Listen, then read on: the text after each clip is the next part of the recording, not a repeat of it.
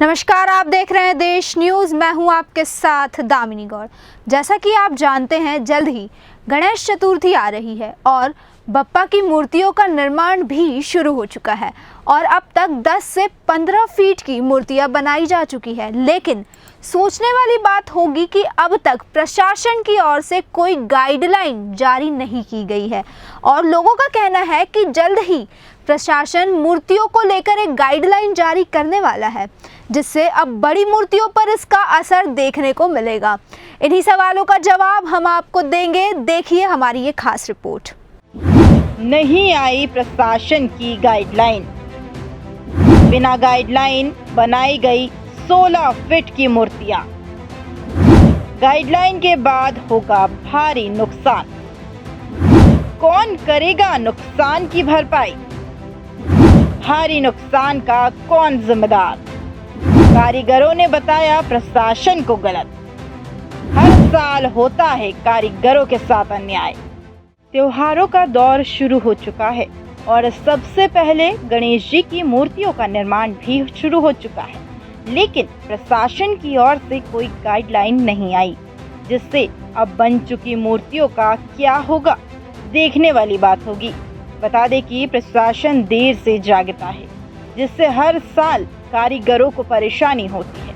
हर साल की तरह इस साल भी गणेश जी और माँ दुर्गा की मूर्ति बनाई जा रही है। अभी तक तो मुझे कोई जानकारी इस टाइप की मिली नहीं है कि 6 फीट की या इससे बड़ी मूर्तियाँ बनाना। तो आगामी हम भविष्य में भी 10 फीट से ज़्यादा बड़ी मूर्ति बना नहीं रहे। ऐसे में अभी जो मूर्तियाँ बन गई हैं, इसमें तो अब हमारी लागत और मेहनत सब कुछ हो चुकी है। लगभग मूर्तियाँ स्वरूप में भी आ चुकी हैं। अब कम से कम हमें ये मूर्ति बेचने तक की तो राहत शासन से हम चाहेंगे कि दे। तो मैं अनुरोध करूँगा शासन से कि हमें 3-4 महीने पहले ये गाइडलाइन दे दी जाए कि हमें कितनी बड़ी बनाना है, तो हम उस हिसाब से उस दिशा निर्देश के अनुसार हम छोटी हाइट की या जैसी वो कहें वैसी मूर्तियाँ बना लेंगे। हम जैसा कि पिछले साल भी ये निर्देश दिया था कि 6.5 फीट की ही मूर्ति बने। नहीं मैडम, पिछले साल ऐसा कोई निर्देश नहीं आया था। पिछले साल भी हमने 10 से 12 फीट, मतलब कम से कम 6 फीट और ज़्यादा से ज़्यादा 12 फीट तक की हाइट की प्रतिमा बनाई है। पिछले साल ऐसा कोई निर्देश हमारे पास नहीं आया और आगामी अभी तक भी आज तक अभी कोई निर्देश नहीं है। नहीं, कहा जा रहा है कि शायद 1 या 2 दिन में गाइडलाइन आएगी कि सिर्फ 6 फीट की मूर्तियाँ बिकेगी। अब आपने ये मूर्तियाँ बना दी, अब ये पूरी तरह से नष्ट हो जाएगी, क्या करेंगे फिर इसका? बेचेंगे मार्केट में या फिर इसका ही कुछ अलग से रीडेवलपमेंट या कुछ करेंगे? मैडम, इससे तो हमें और हम प्रजापति समाज के जितने भी लोग हैं उन्हें बहुत बड़ी संख्या में मूर्तियों से लॉस हो जाएगा। हमारा क्या लगभग पूरा पैसा लग चुका है और मेहनत भी पूरी हो चुकी है। तो मैं अनुरोध यही करूँगा शासन से, इस बार हमें ये प्रतिमाएं बेचने दी जाए। आगामी भविष्य में हमें 3-4 महीने पहले से अगर आप अवगत करा देंगे तो ज़रूर हम छोटी मूर्तियाँ बनाएंगे। वैसे ही प्रशासन ये भी बोलते हैं कि पीओपी की मूर्तियाँ नहीं बेचनी है और आप कह रहे हैं कि ये शायद मिट्टी की मूर्तियाँ ही आपने बनाई, तो पीओपी की मूर्तियाँ कहाँ से आती है फिर? पीओपी की मूर्तियाँ लगभग भोपाल में अब बहुत ही कम हो गया है। पहले मैं भी पीओपी की बनाता था, लेकिन 4-5 साल से बंद कर दिया और केवल मिट्टी की मूर्तियाँ ही बनाई।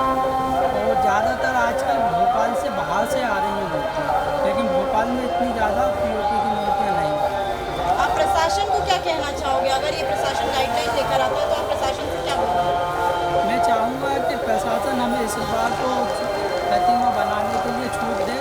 बाकी आगामी भविष्य में हमें निर्देश और हमें पहले से जानकारी दे तो हम उस हिसाब से मूर्तियाँ बनाएंगे। और एक चीज़ और पूछना चाहूँगी कि जैसे हर साल मूर्तियों के रेट बढ़ते जा रहे हैं, जी। क्या कारण है बढ़ने का? इसका कारण सबसे कारण क्योंकि देखिए मिट्टी का ही बन रहा है हर साल, वही सेम चीज़ यूज़ कर रहे हैं जो आप पहले भी यूज़ करते थे, अभी भी यूज़ कर रहे हैं। तो क्या कारण है कि मिट्टियों के हर बार रेट जो है बढ़ते जा रहे हैं? मैडम, एक्चुअली क्या है, मिट्टी के रेट नहीं बढ़ रहे हैं। असल में क्या है कि हमारा जो मेहनताना है और हमारा जो मिट्टी के अलावा जो सजावट का सामान है और इको फ्रेंडली कलर वगैरह, ये सारी चीज़ें महंगी हो गई हैं। जब हम मार्केट से कॉस्टली खरीदते हैं तो फिर हमें फिर जब प्रतिमा का निर्माण होता है तो उसका भी कॉस्ट बढ़ जाता है। इस कारण से थोड़ी प्रतिमाओं का रेट बढ़ रहा है और इसके अलावा कोई मेन इशू नहीं है कि मिट्टी के कारण बढ़ रहा है। ठीक है। वहीं अब प्रशासन जल्द गाइडलाइन नहीं देगा तो कारीगरों को काफी परेशानियों का सामना करना पड़ेगा।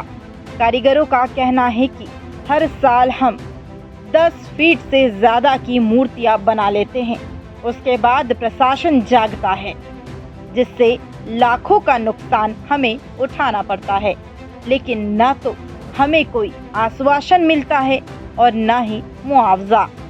इस साल भी मूर्तियां बन चुकी है और अगर प्रशासन अब कोई गाइडलाइन जारी करेगा तो नुकसान की भरपाई कौन करेगा? कहीं ना कहीं ये बहुत बड़ा अन्याय है और इस और कोई ध्यान नहीं देता। बता दें कि हर साल मूर्तियों का निर्माण 3 से 4 महीने पहले से शुरू कर दिया जाता है और प्रशासन त्योहार के 20 दिन पहले ही गाइडलाइन जारी करता है, जिससे हर साल नुकसान होता है। बता दें कि गणेश चतुर्थी का पर्व भारत ही नहीं विदेशों में भी बसे हुए भारतीय भी मनाते हैं। यूँ तो प्रत्येक मास के दोनों पक्षों में पड़ने वाली गणेश चतुर्थी को गणपति की पूजा का विधान है, लेकिन भाद्रपद मास के शुक्ल पक्ष में पड़ने वाली चतुर्थी में गणपति पूजन हर घर में पूरे उत्साह के साथ मनाया जाता है। इस बार 19 सितंबर 2023 को मंगलवार के दिन यह पर्व मनाया जाएगा और इसे उत्साह के साथ मूर्तियों का निर्माण जोरों से चल रहा है, लेकिन प्रशासन मौन बना हुआ है। जैसा कि आप सभी जानते हैं, गणेश जी आने वाले हैं। 19 सितंबर से गणेश जी की शुरुआत हो जाएगी और ये मूर्तियाँ देख रहे हैं आप, गणेश जी की मूर्तियाँ 12-12 से लेकर 15-15 फीट तक बनाई गई है। अब प्रशासन जो है जल्द गाइडलाइन लेकर आने वाला है कि 6 फीट या तो फिर 6.5 फीट की मूर्तियाँ ही मार्केट में बेची जाएगी। अब जो यहाँ के कारीगर हैं, इन्होंने 12-12 फीट की मूर्तियाँ बनाई हैं। अब हम इनसे जानेंगे कि 12 फीट की मूर्तियाँ बनाने के बाद इनको किस तरह का नुकसान झेलना पड़ेगा। अगर प्रशासन की गाइडलाइन जल्द आ जाएगी, उसके बाद इनके साथ क्या कुछ प्रॉब्लम सामने इनको फेस करनी पड़ेगी, आइए जानते हैं। आपका नाम? मेरा नाम रोहित है। कब से ये मूर्तियाँ बनाने का काम चल रहा है आपका? मैडम लगभग इधर पे 4 महीने हो गए मेरे को काम करवाते कारीगर लाया हूँ बंगाल से। अब ये यदि गाइडलाइन लेट निकाली गई है, काफ़ी लेट निकाली गई, यदि यही गाइडलाइन निकाल देते पहले तो हम लोगों को बहुत प्रॉफिट होता। अब ये 12 फीट 14 फीट हम लोगों ने बना दिया, अब ये तो सेल करना पड़ेगा। नहीं सेल करते हैं तो हम लोग का काफ़ी अधिक मात्रा में लॉस होगा। ये मिट्टियाँ कहाँ से लेकर आते हैं आप? ये मैडम मिट्टी सब बाहर से आती है। करीब कितने लाख का यहाँ पर ये मूर्तियाँ बनाया गया है? मैडम करीबन अभी तक की तारीख में आप देखा जाए तो 6 से 7 लाख रुपए का मेरा कारखाने के अंदर माल है। यदि ये सेल नहीं होता है, ये बड़ी बड़ी मूर्तियाँ गाइडलाइन नहीं बिकती है, तो मेरा काफ़ी अधिक मात्रा में लॉस होता है। आप खुद समझ सकते हैं कितना लॉस हो जाएगा। हाँ, अगर प्रशासन गाइडलाइन जल्द लेकर आने वाला है तो आप प्रशासन से क्या कहना चाहोगे? प्रशासन से मैडम मेरा यही कहना है कि इस साल तो बैठा ला जाए या फिर हम लोग को मुआवजा दिया जाए। यदि मुआवजा नहीं देते हैं तो बैठा ली जाए मूर्ति। जैसे पिछले साल भी था ऐसा कि 6 फीट की मूर्तियाँ थी, तो क्या आप लोगों का पिछले साल भी नुकसान हुआ था? हाँ, काफ़ी मात्रा में हुआ था हम लोगों का नुकसान, क्योंकि मूर्ति सेल नहीं हुई थी। काफ़ी ऑर्डर होने के बाद कैंसिल भी हो गए थे गाइडलाइंस निकालने के बाद। अब यही गाइडलाइंस यदि जनवरी फरवरी में हो जाती है तो हम लोग उस हिसाब से फिर माल तैयार नहीं करवाते हैं कारीगरों के द्वारा। यदि यही गाइडलाइंस आप लेट तैयार कर रहे हैं, आप गणेश जी बैठने के 15-20 दिन पहले गाइडलाइन दे रहे हैं, तो हम लोग क्या कर सकते हैं? कोई भी कार्यक्रम कोई भी यूज करते हैं हम लोग, तो लगभग 2.5 से 3 महीने हम लोग को चाहिए। अब गाइडलाइन दे रहे हैं, एवरेज 6 महीने पहले आपको गाइडलाइन देना ज़रूरी है हमारी नज़र में। बाकी प्रशासन से हमारा यही कहना है कि इस साल तो बैठा ली जाए। अब अगले साल आपको जनवरी या फरवरी के अंदर गाइडलाइन देना देगा। यहाँ पर जितनी भी मूर्तियाँ हैं सब मिट्टी की बनी है या पीओपी की भी है? पेवर मिट्टी का यूज़ करते हैं मैडम हम लोग। तो अगर आप पीओपी का यूज़ नहीं करते तो पीओपी की मूर्तियाँ कहाँ से आती है फिर मार्केट में? मैडम ये आप यहाँ पर देखना चाहें, मैं नाम तो नहीं लेना चाहूँगा किसी का भी या किसी भी एरिया का, तो आप थोड़ा आगे देखेंगे तो आपको पता लग जाएगा कहाँ पे बन रही है। मैं किसी व्यक्ति का नाम नहीं लूँगा, किसी एड्रेस नहीं लूँगा, क्योंकि मैं नहीं चाहता कि मेरे द्वारा किसी के पेटों पे नुकसान हो। बिल्कुल। आपने कभी देखा है या पीओपी की मूर्तियाँ आपने खुद बनाई हो ऐसा कुछ? नहीं मैडम, मैंने कभी पीओपी की नई मूर्ति बनाई। ये मेरे मौसा जी का कारखाना है। ये लगभग यहाँ पे 14 साल हो गए हैं कारखाना डले 14 साल से मैं ही यहाँ पे पूरा मैनेजमेंट देखता हूँ, सब कुछ मैं ही देखता हूँ। यहाँ हम लोगों ने आज तक कभी पीओपी की मूर्ति यूज़ की, सब मिट्टी की यूज़ करते हैं।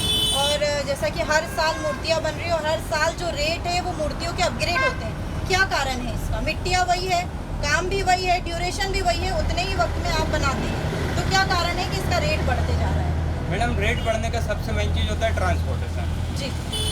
कोई भी आइटम अपन आज से 8-10 साल पहले एक बांस की कीमत थी 40 रुपये, आज की तारीख में वही बांस आ रहा है 80 रुपये। एक मूर्ति के अंदर मैक्सिमम मैडम 40 बांस लगते हैं हम लोग के। अब आप खुद समझ सकते हैं कि 40 बांस लग रहे हैं, आज से पहले 40 रुपये का बांस था और आज 80 रुपये का बांस है, तो रेट बढ़ेगा ऑब्वियसली बात। घास भी है, हम लोगों को घास भी कहीं मिलता नहीं है, मिट्टी भी कहीं नहीं मिलती, सब खरीद के लाना पड़ता है। ट्रांसपोर्टेशन बढ़ता है, डीजल पेट्रोल बढ़ता है, ट्रांसपोर्टेशन बढ़ता है। ट्रांसपोर्टेशन बढ़ेगा तो हम लोगों को रेट बढ़ाना पड़ेगा। कारीगर है, कारीगर का भी रेट बढ़ता है, कारीगर सब बाहर के आते हैं, इसीलिए ट्रांसपोर्टेशन भी बढ़ता है, हम लोग को रेट भी बढ़ाना पड़ता है। तो रेट बढ़ाने के बाद क्या आपके इस मूर्ति की बिक्री में कोई असर पड़ता है? कम बिकने लगती होगी ऐसा कुछ? हाँ मैडम, कम बिकने लगती है ना, कम बिकने लगती है क्योंकि मूर्ति कम लोग बिठाते हैं फिर, क्योंकि बहुत सारे इशू आते हैं मूर्ति नहीं बिठाने के लोगों के फिर। जैसा कि आपने देखा, हमने यहाँ के कारीगर रोहित से बात की और उनका कहना ये है कि प्रशासन को जो है जल्द से जल्द गाइडलाइन जारी कर देनी चाहिए, क्योंकि वो पिछले 4 महीनों से मूर्तियाँ बना रहे हैं। अगर अभी गाइडलाइन आती है तो उन्हें बहुत ज़्यादा नुकसान झेलना पड़ेगा। कैमरामैन सुमित के साथ दिव्या मिस्त्री।